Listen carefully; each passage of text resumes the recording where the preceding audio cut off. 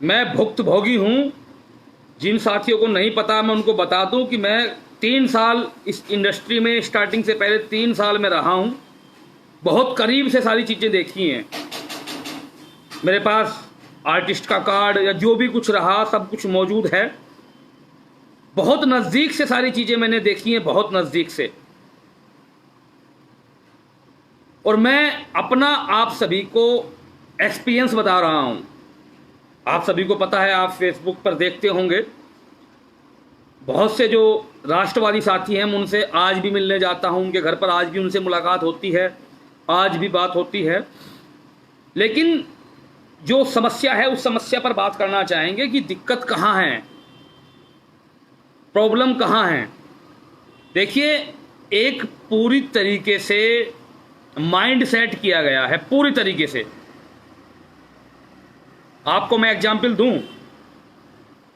ये मैं नहीं कह रहा हूं, जो लोग कह रहे हैं मैं उनकी बता रहा हूं आपको।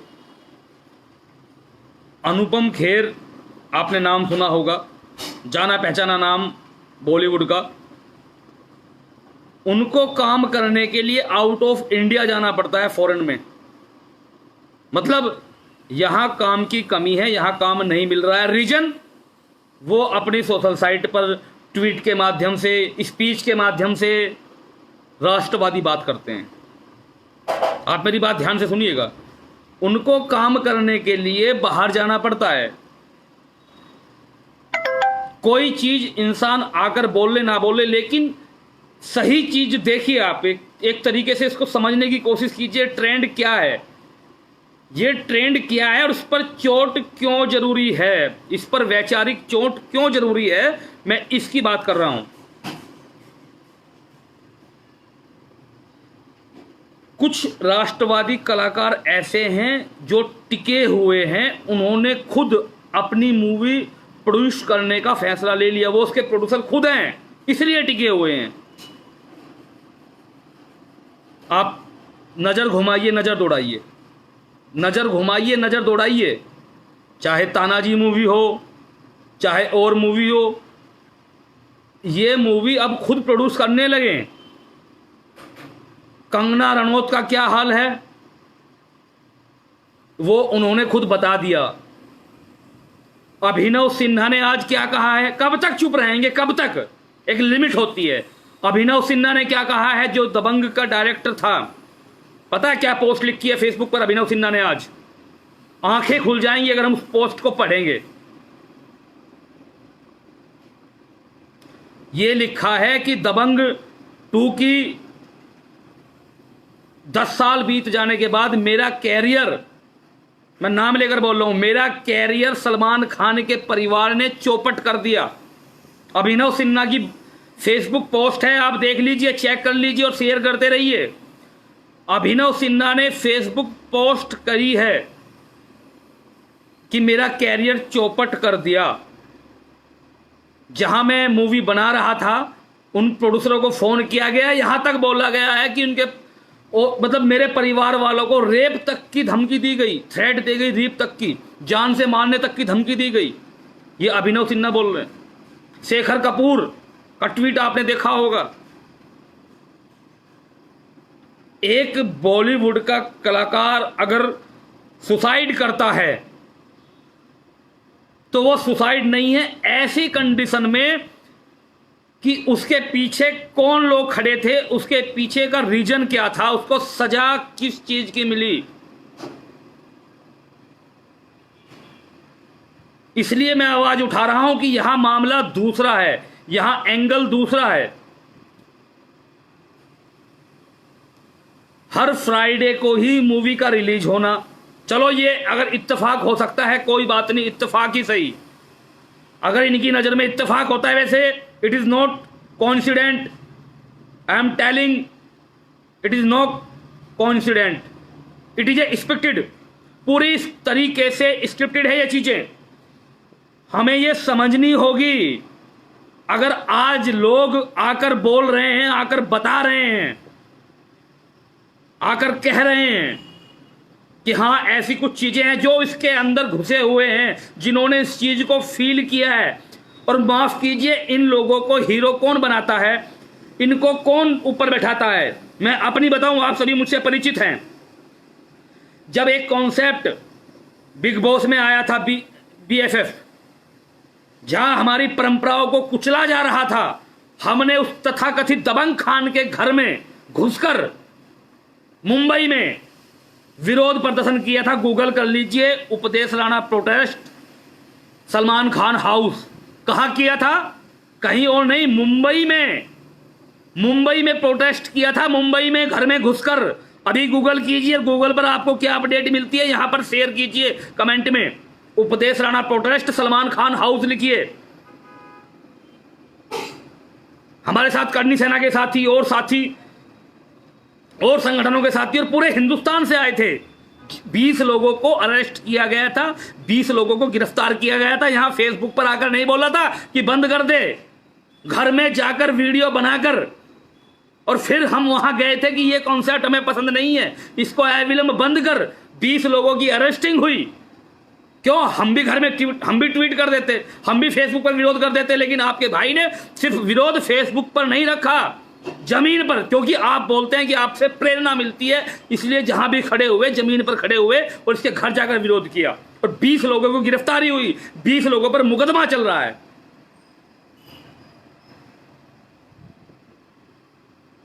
इन लोगों को हीरो हमने बनाया है। अगर किसी के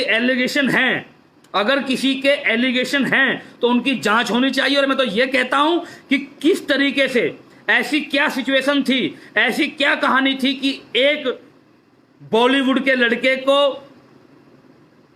सुसाइड कमिट करना पड़ा। उस सुसाइड कमिट करने के पीछे कौन रेस्पॉन्सिबल है? किसने साथ मूवी का डब्बा बंद करवाया?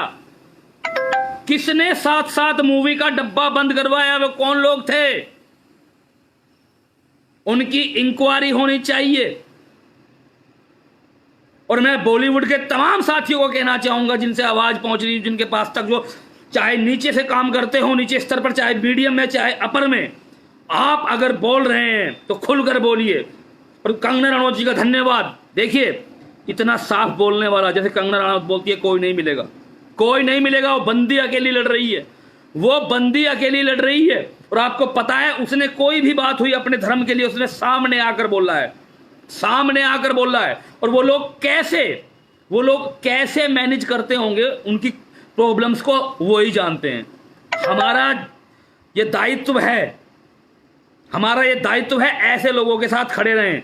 मैं भी कंगना जी से मिलने के लिए बहुत जल्द जाने वाला हूं। ये कोरोना समाप्त हो जाए, कोरोना समाप्त होते ही कंगना रनौत जी से मिलने के लिए जाने वाला हूं मैं मुंबई। इस बात को हमें बिल्कुल प्रमुख पटल पर लेकर आनी है कि ऐसा क्या है। और भाई, हीरो बनाने वाले किसी को हम लोग हैं, हम और आप, और कोई नहीं है। हम और आप बनाते हैं इनको। मुझे समस्या किसी से नहीं है, मुझे समस्या किसी खास से नहीं है।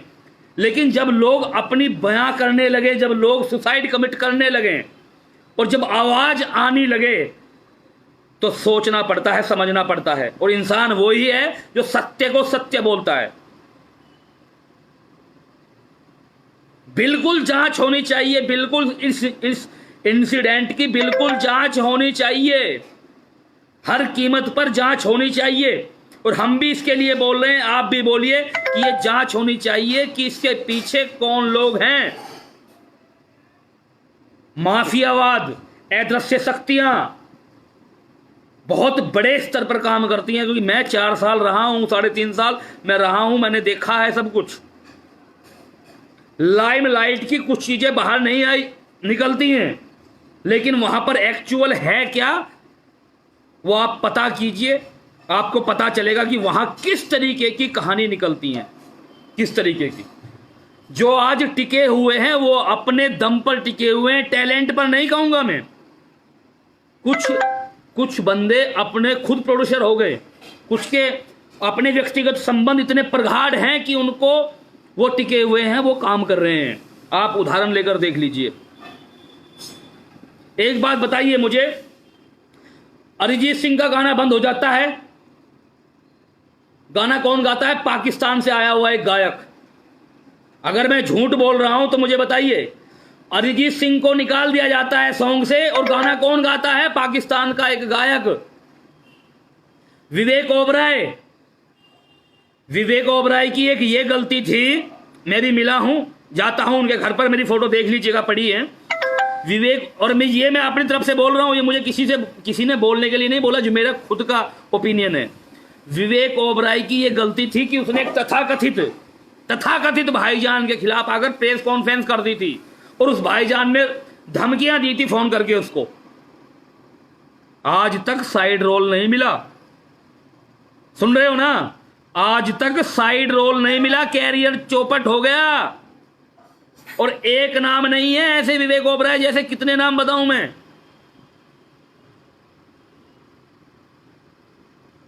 अगर आप हर चीज को देखोगे तो आपको बिल्कुल समझ में आ जाएगा कि ये पूरा चल क्या रहा है सिस्टम, ये सिस्टम चल क्या रहा है, किस तरफ से चल रहा है ये। और एक डायरेक्टर आकर खुलेआम बोल रहा है कि इसकी फैमिली ने मुझ पर इतना शिकंजा कसा, इतना परेशान किया, तो ये बात कहीं ना कहीं सोचने पर मजबूर करती है। अपनी एकता दिखाओ। हम ये नहीं कह रहे हैं कि भाई ये करेंगे वो करेंगे, कम से कम जो मनोरंजन के साधन हैं, जो हमें लगता है कि इन लोगों को बायकॉट करना चाहिए, उन लोगों का बायकॉट शुरू करें। अगर आपका विवेक आपको इसकी इजाजत देता है तो। एक बहुत बड़ा प्रोपोगंडा है, बहुत बड़ा प्रोपोगंडा। गुलशन कुमार जी की क्या गलती थी? गुलशन कुमार जी की क्या गलती थी? आप सबको पता होगा। और एक चीज मैं आपको बताऊं, इस फेसबुक लाइव पर 2500 लोग देख रहे हैं। एक साल पहले की बात है, किसी पार्टी में मैं था, छोटी सी पार्टी, बॉलीवुड की एक मशहूर अभिनेत्री, मैं नाम नहीं लूंगा यहाँ, बॉलीवुड की मशहूर अभिनेत्री जिसकी बहुत सारी मूवी आ रही हैं, जो बिल्कुल अच्छे लेवल पर है उसका कैरियर, और वो दिल से बहुत अच्छी हैं। मैं किसी पार्टी में था, वहाँ पर नजरें चुरा ली थी उसने मुझसे, नजरें चुरा ली थी। उनके जो सहायक थे उनसे मेरी बात हुई, उन्होंने मुझे फ़ोन पे बताया, बाद में मेरी बात हुई कि भैया आप पर हिंदूवादी का टैग है, कहीं आपकी तस्वीर साथ ना आ जाए। तो वो थोड़ा सा उन्होंने बचाव किया। मशहूर अभिनेत्री, बॉलीवुड की मशहूर अभिनेत्री, मैं इसको रिकॉर्ड के साथ कह रहा हूं, अपनी नजरें वहां से चुरा ली थी कि ये हिंदूवादी का टैग है, और मेरे पास बकायदा उस चीज का प्रूफ है, बकायदा उस चीज का प्रूफ है। सिर्फ कितना क्यों कि भाई उपदेश राणा पर हिंदूवादी का टैग है, कहीं तस्वीर ना आ जाए साथ में, कहीं कोई खींच ना ले, और फैन फॉलोइंग कम ना हो जाए। मैं उस अभिनेत्री की गलती नहीं बता रहा हूं। ये एक आइडियोलॉजी सेट कर दी गई है कि अगर अपने देश में, हिंदुस्तान में कोई जय श्री राम, भारत माता की जय बोलता है तो वो तो भाई कट्टर हो गया। ये एक आइडियोलॉजी सेट करती है ये। भाई अपना हिंदुस्तान, अपना देश, हम भारत माता की जय, जय हिंद नहीं बोलेंगे तो कहाँ बोलेंगे? लेकिन एक आइडियोलॉजी को बिल्कुल निर्माण कर दिया गया, पूरी पटकथा उसकी तैयार कर दी गई कि कोई अपनी देश की बात करेगा, अपनी सेना की बात करेगा, कोई जो है अपने धर्म की बात करेगा, तो उससे दूर रहो, उससे दूर रहो। वो तो भक्त हैं, वो तो कट्टर हैं। ये आइडियोलॉजी सेट कर दी गई यहां पर। इस बात की वैचारिक लड़ाई है।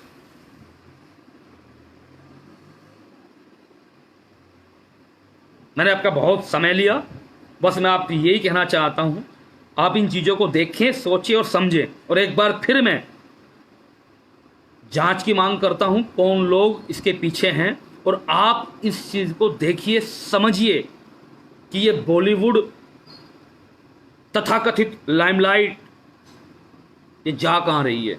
आपने बहुत सारे बयान सुने होंगे, बहुत सारे बयान।